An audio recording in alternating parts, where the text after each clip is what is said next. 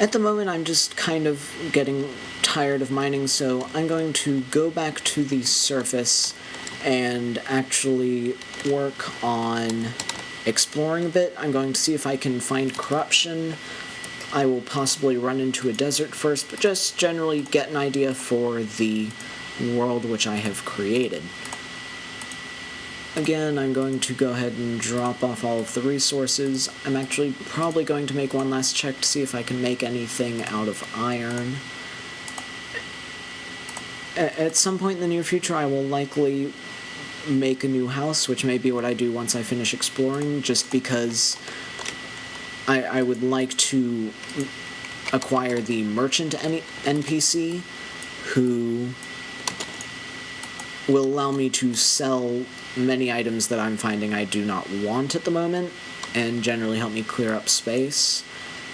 And it will also allow me to buy the miner's helmet, which will make it so that pretty much for the rest of the game I won't need torches. Just because I like to be as independent from needing items as possible. I like to get to the point where I just have one or two tools that I do everything with, and aside from that, I don't really use anything. That is ultimately my ideal. And I'm going through and breaking the chests just because, as I've been discussing, I'm kind of running out of space and I like to be very organized with my items. And having this many chests will allow me to do that. And I'm slightly nervous as to the fact that the sun is setting right now, and so I chose rather bad timing, but I'm going to go ahead and assume that until I find corruption, I'm probably more or less safe as far as combat, just because I know what I'm doing, whether or not I trust myself. And of course now I'm getting distracted with the fact that I've found a rather large cave system and enjoy finding shiny things. So, just generally doing some basic exploration. I'm going to try to avoid going too deep. I'm going to collect this web because with the right tool you can turn cobweb into cloth, which can then be used to make a bed, as I was discussing earlier, as well as various other items that I can't quite remember. And I'm going to light up the area.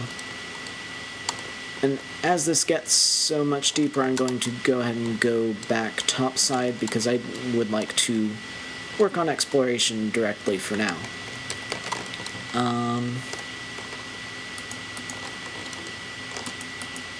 And here we have the first sign of corruption. This is corrupted grass and corrupted stone called Ebenstone, and I cannot mine that at the moment, which is one of the great difficulties with corruption, is that you can't just hide from the monsters by mining your way through. You have to either stick to the pre-established paths or upgrade your tools. And I'm going to go ahead and collect these vile mushrooms because there is a vanity item that I like to collect where you can turn vile mushrooms, and I'm about to die. And that's another problem with corruption early game, is that the monsters are very, very difficult relative to what is previously encountered, and essentially noobs like me just aren't remotely prepared for it. Even late game corruption can be rather irritating at times, just of the sheer mass of creatures that it throws at you.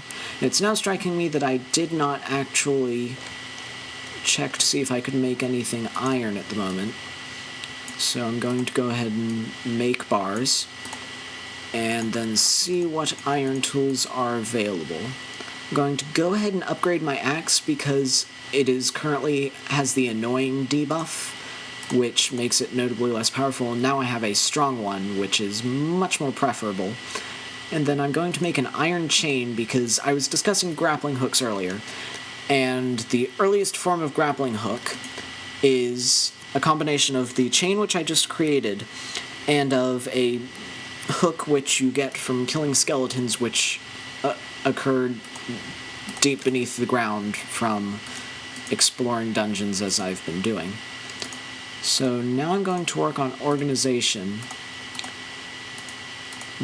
Then I think I'm going to cut off the video, go collect the coins from where I died, because every time you die you lose a portion of your coins, and it greatly upsets me to not have those. And I think for the moment I'm going to go ahead and wrap things up at that point. So I'm actually going to go ahead and cut off recording, and I will see you guys next time. I should probably make videos rather soon and actually have this make up quite a few videos depending on how long I've been going. I haven't really been paying attention.